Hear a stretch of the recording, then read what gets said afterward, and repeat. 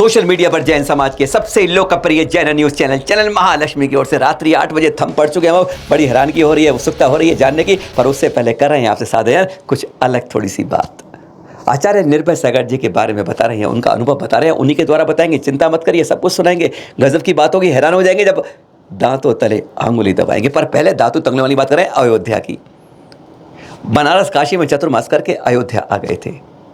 बात है जनवरी की लगभग 5 या 6 तारीख की, और बात है आज से 13-14 साल 2009 की।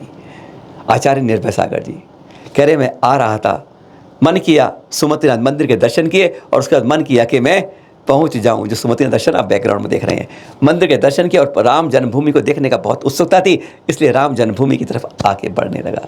अब देख रहा था कि जैसे ही मैं देखने लगा, वहाँ पुलिस की बड़ी चौकस व्यवस्था है, पूरी बंद, और पुलिस वालों ने पकड़ लिया।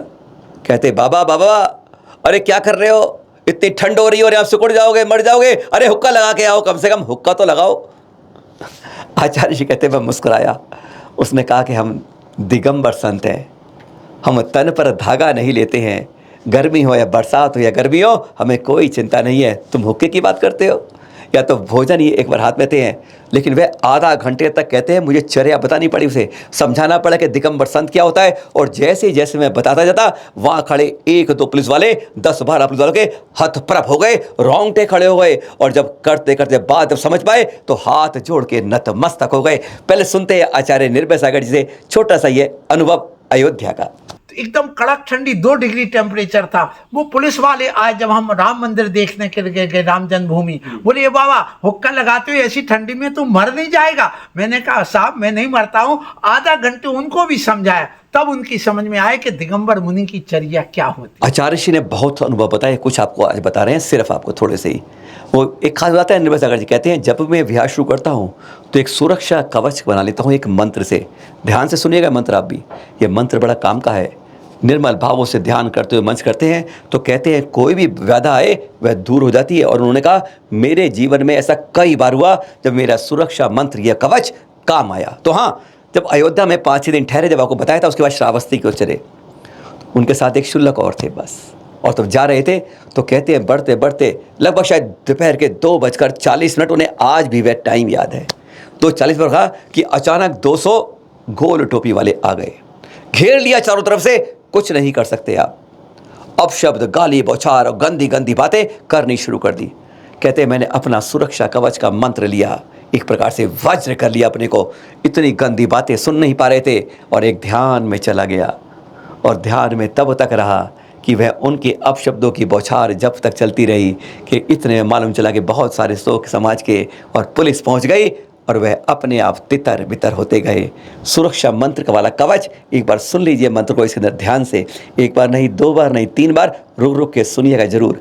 यह होता है, अपने जब जाते हैं आप तो कहते हैं, इस मंत्र को जप के जाएंगे तो जरूर आपके विहार में, आपके रास्ते में कोई कठिन बाधा नहीं आएगी। सुनिए जरा आचार्य श्री निर्भय सागर जी से। अयोध्या से श्रावस्ती जा रहा था। श्रावस्ती के बीच में मेरे साथ सिर्फ एक छुल्लक जी थे, मैं था, एक कमंडल लेके चलने वाला माली था, और गोंडा के पहले एक स्थान ऐसा मिला जहां 2 लगभग 35-40 मिनट हो रहे थे, और 800 युवा लड़के आ गए। ए बाबा, तू नंगा क्यों घूम रहा है, कपड़े पहन, शर्म नहीं आती तुझे, नंगा घूमती, मेरी माँ बहनें ये करती हैं क्या, ये प्रदर्शन जरूरी है।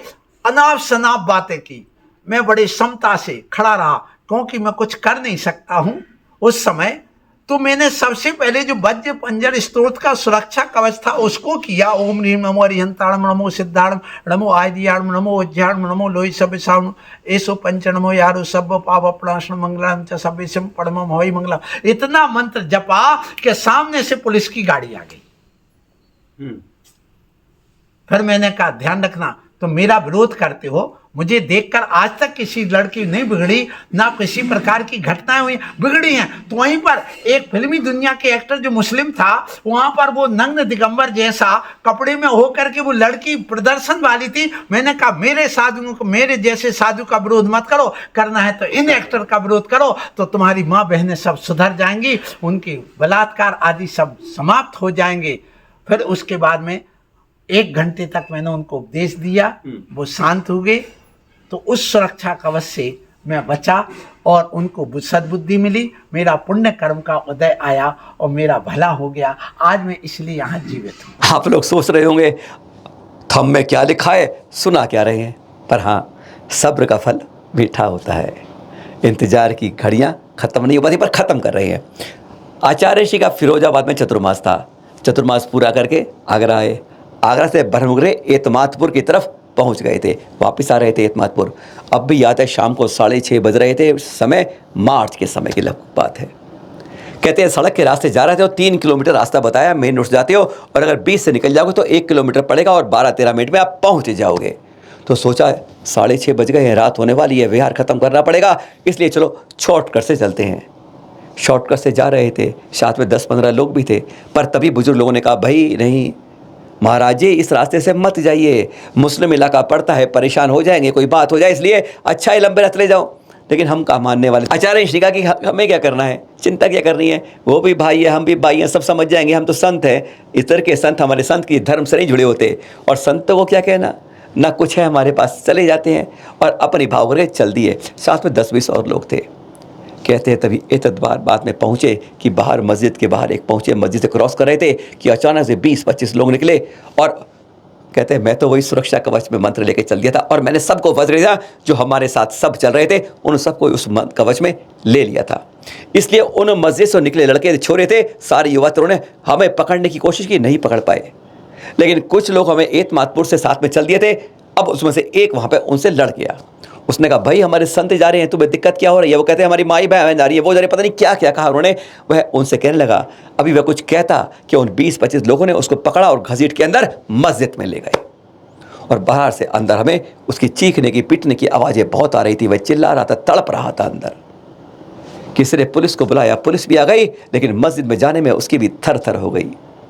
कहीं कहते हैं ना, कुछ लोग क्या कहते हैं, पैंट गीली हो गई। मतलब किसी ने, पुलिस वाले ने हिम्मत नहीं करी। लोगों का मजमा बढ़ता गया। आचार्य जी कहते मैं परेशान हो गया।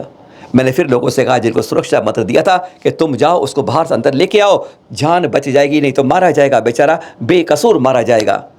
कहते हैं वो 15-20 लोग अंदर गए, उसको बेचारे को पिटते पिटते बाहर लेकर आए। अब तक 5000 लोग इकट्ठे हो चुके थे। हिंदू समाज वाले भी इस समय बरगला रहे थे। और कहते हैं उस समय इतना तेज बलवा हुआ, कहीं वाहन जला दिए। 200 से ऊपर मिलिट्री आ गई वहाँ पर। इतने दिन कि 2 दिन का वहाँ कर्फ्यू लग गया। इतनी तेज बात उस बात पर हो गई। लेकिन आचार्य जी कहते मैं वहाँ रुक गया, ठहर गया। और फिर 2 दिन बाद मौलवी आया, उसने पैर पकड़ के क्षमा मांगी। और हमारे यहाँ जो थे सब लोग 5000 लोग पूरी सख्त कार्रवाई के लिए, उन्हें सजा देने के लिए, पीटने के लिए, मारने के लिए, करने के लिए जोर लगा रहे थे।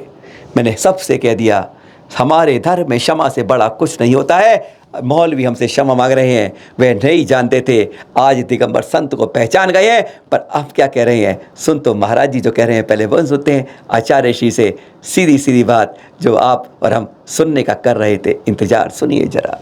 कि जब मेरा चातुर्मास फिरोजाबाद में हुआ, फिरोजाबाद से मैं बिहार करके आगरा गया, वहाँ से बरहन गया, बरहन से लौट के आ रहे थे तो रात होने वाली थी। तो लोगों ने कहा आप बस स्टैंड पे ऐसे जाओगे तो आधा घंटा लगेगा, 3 किलोमीटर है, और यदि अपन इसी मोहल्ले से सीधे निकल जाएंगे शॉर्टकट में से तो 1 किलोमीटर मात्र पड़ेगा, महाराज अपन सीधा चलिए। तो मैं सीधा चला गया, जबकि कुछ बुजुर्ग लोगों ने रोका, महाराज यहाँ से मत जाओ, यहाँ पर इस्लामिक लोग रहते हैं, उनका मोहल्ला है, ये कुछ भी कर सकते हैं। तो फिर मैंने कहा नहीं कोई बात नहीं, वो तो अपने भाई हैं, भाईचारा है, तुम्हारे मोहल्ले में वो रहते, तुम उनके मोहल्ले में रह रहे हो, एक दूसरे का है व्यापार चल रहा है, भाईचारा चल रहा, तो अपन साधु अपना क्या होगा। तो जैसे हम वहाँ से निकले तो उस मस्जिद के सामने से फिर 10-20 लोग आ गए, जैसे गोंडा में आए थे। तो वहाँ से आए, हे बाबा, नागा बाबा कहाँ जा रहा, क्या कर रहा।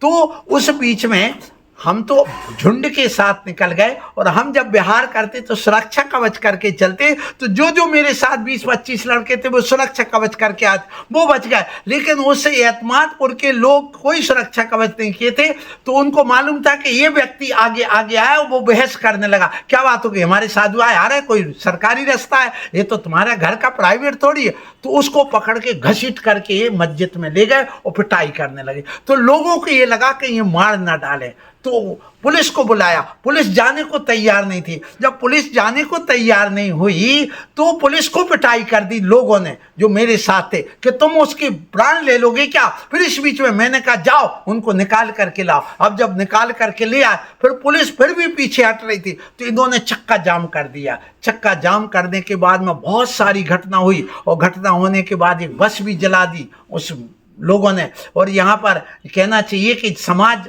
को लेकर के झगड़ा मान करके कई हिंदू परिषद के लोग आ गए, और उसके बाद वो विकराल रूप ले लिया। फिर पुलिस आ गई, पुलिस आकर के कर्फ्यू लग गया, 2 दिन तक कर्फ्यू वहां पर लगा रहा।